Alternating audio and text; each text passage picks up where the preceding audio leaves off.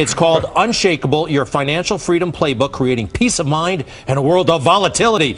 Tony Robbins, welcome back to Good Day New York. Good to see you guys again. Good to see you, pal. First of all, I want to wish you a happy birthday, although I don't know what day to wish you a happy birthday. When is your birthday? Well, February 29th, so it's sometime between midnight and 12:01 tomorrow, I guess, something like that. So, no, when I'm 84, I'll be 21. It's a good deal. I'm 14 right now. I love that. That is awesome. 14 birthdays. Happy somewhat birthday. Thank you. Anyway, I started reading the book, Yes. and it's amazing because I think a lot of us worry. You know, we have our money in the market. Yeah. What happens, you know, like right now, I mean, the market's doing really well. Yes. Do we take our money out now and just say, okay, that's it, we did okay? What do we do, Tony? That's why I wrote this book. I wrote this book because I wanted to protect people, because a crash is coming. Now, whether it's 6 months from now, 12 months, 36 months, no one knows.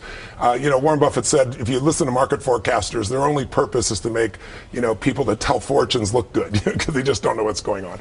So, but what I did try to prove in this book is what the facts are. So here's a couple things you should know. Number one, there's a new high on average every month. Most people have no clue. So you hear, oh, it broke records, it broke records. We're in a situation right now that's very artificial.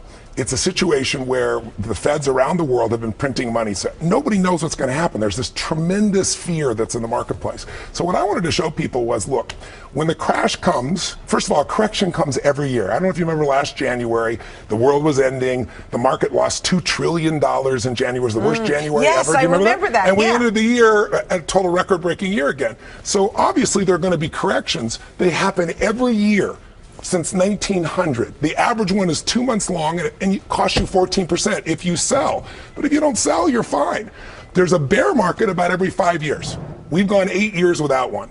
That's why I wrote this book, because I want to show you how to protect yourself when that bear comes, but more importantly, how to take advantage of it, because it is the greatest opportunity in your life to leapfrog from where you are to where you want to be. Let me explain why. If I told you, if your favorite car was, let's say, young man, what do you like? And you say, I love Ferraris, they're on sale for 50% off. You'd be pretty excited. The stock market's the only place when things go on sale for 50% off where everybody panics. See, Warren Buffett looks at it and goes, this is the greatest opportunity of my life. He tells everybody to do this, but everybody else panics. What you need to know is that every bear market that's ever come, they average a year. They usually cost 33%, but if you don't sell, they don't cost you anything. And in 2 centuries of American history, please hear me if you're listening at home, in 2 centuries, every single bear market was followed by a bull market. Everybody remembers 2008. Oh my God, the market dropped 35, 40, 50% at peak to trough. It went up 69% the next 12 months. What happens if you don't have the money to invest in the market? I mean, you got a few bucks, you put it in the bank. You know, how much should you invest in the market? How can you get your foot in the door? Well, all the answers I'm giving you, by the way, are not my answers. I interviewed 50 of the smartest financial people in the world, from Warren Buffett to Ray Dalio to Carl Icahn. But the answer to your question is, you have to become an owner and not just a consumer. If you own an iPhone and you don't own Apple, and not just Apple, but American business, you're making a giant mistake. Now, people say, but I have no money. And I think I shared with you when I was on before, there's one of my favorite examples is a man who grew up in the 1950s, worked for UPS. His name's Theodore Johnson, true story. He never made more than $14,000 a year, but he retired with $70 million, and he gave away $35 million while he was still alive. How is that possible? He understood the power of compounding. A friend of his said, I'm going to put a 20% tax on you. And he goes, I can't live on less than $14,000 a year. He said, listen to me. If the government passed another tax of 20% more, you'd scream, you'd yell, you'd complain, and you'd pay it. And you adjust to it. He said, this will make you wealthy.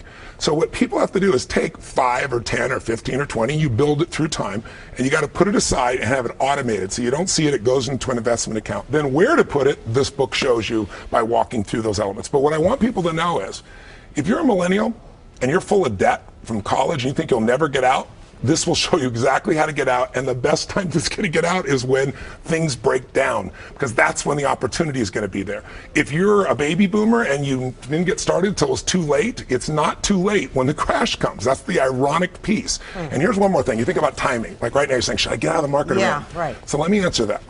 Charles Schwab and JP Morgan did a 20-year study. They said in the last 20 years, the S&P 500, the market, the index, it's gone up 8.2% per year, which means you're doubling your money, you know, like every 9 years. You're doing pretty damn well.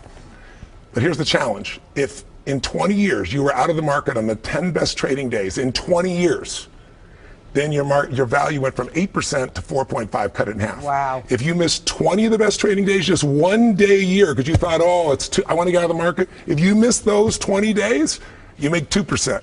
If you miss the top 30 days in 20 years, 1.5 days, you lose money. So keep your The most dangerous thing is not to be in the market. right. Keep it and just ride it out. Yes, right? and it isn't just the market, right? You need a series of investments to Right. diversify. Nobody should put all their money in the market. But when you start seeing how this works, like people say, well, what if I go in tomorrow and the market crashes? Well, Schwab did a study. They found, what if you bought on the perfect day of the year, when the market crashed and you bought that day, the lowest level? Or what if you bought on the worst day, the peak of the market, and it crashes the next day?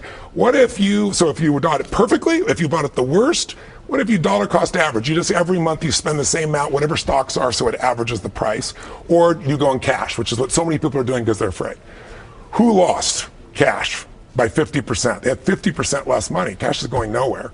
Who won? Yeah, the person who was there on the ideal day. But the person who got on the worst day after 15 years was only behind $10,000. So it's hard, it's counterintuitive, but you want to be in the market, and then when the market does crash, instead of selling, which is what people do, you want to stay.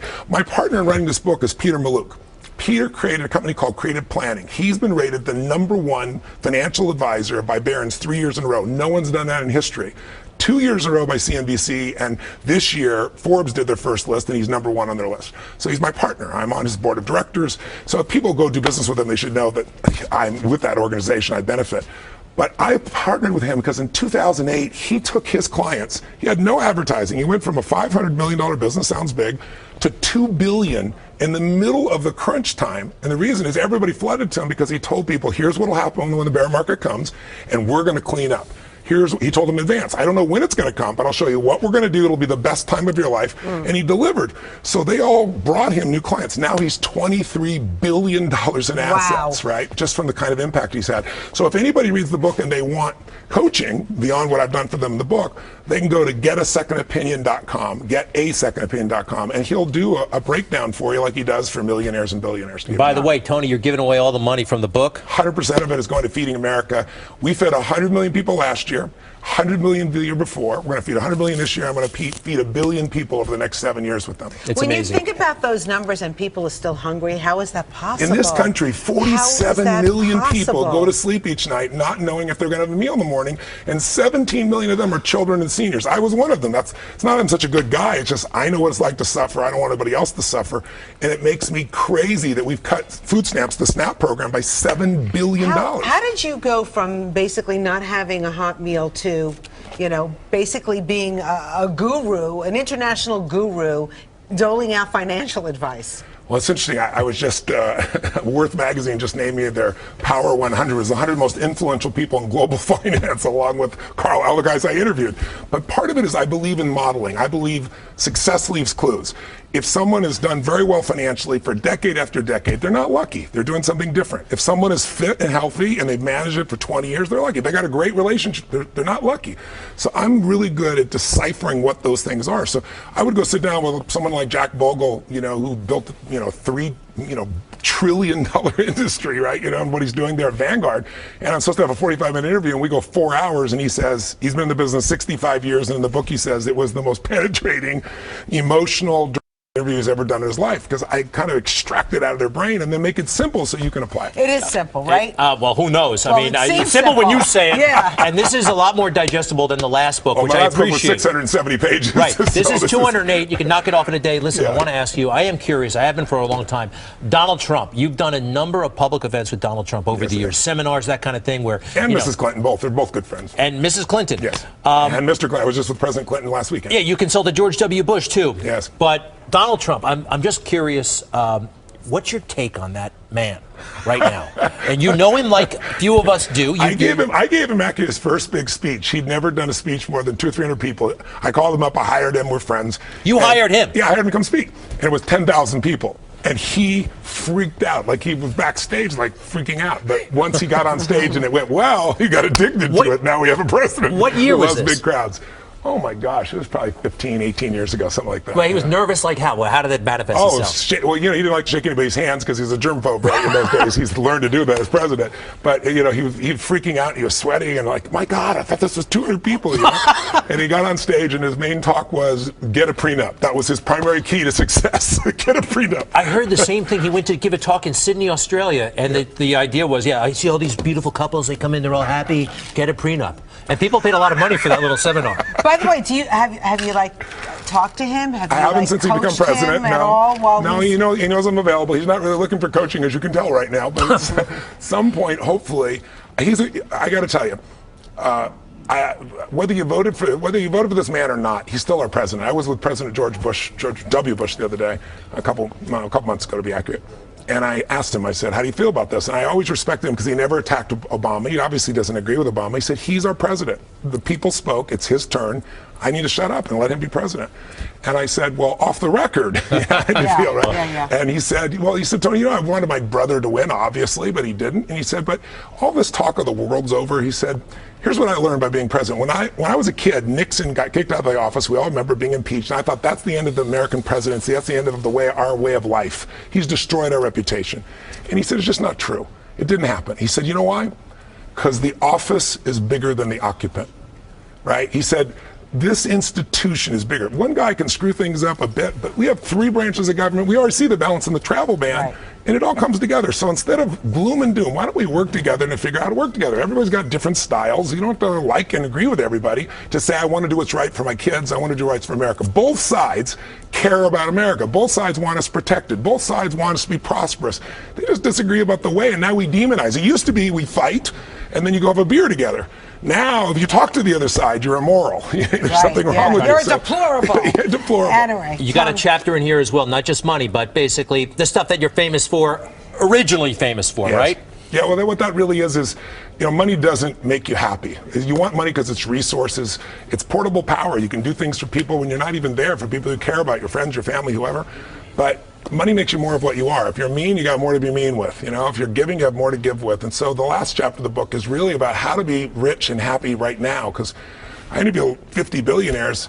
I can tell you point blank, the majority are not people that are euphorically happy every day. They live in stress still because our brains are 2 million years old and our brain's always looking for what's wrong to survive. We don't have a saber-toothed tiger, so we make up what are people thinking, do we have enough money? And it doesn't matter if you have $1 billion or $100, people do that. So the ultimate freedom, the unshakeability, is to take control of your own mind, and I show people how to do that as well. One thing I remember from the Personal Power program, you know, everybody has problems, but showing up to your problems in a limo is a little bit better than walking. I think that was from Personal That Power. was when I was like 25 years old. So. You still apply. Hopefully, the book is out now. It's called Unshakeable, Your Financial Freedom Playbook. Tony Robbins, always great to have you on Good Day New York. Thank you, Zen. Happy birthday. Thanks, pal, very much. Thank you, guys. I really appreciate it, Greg.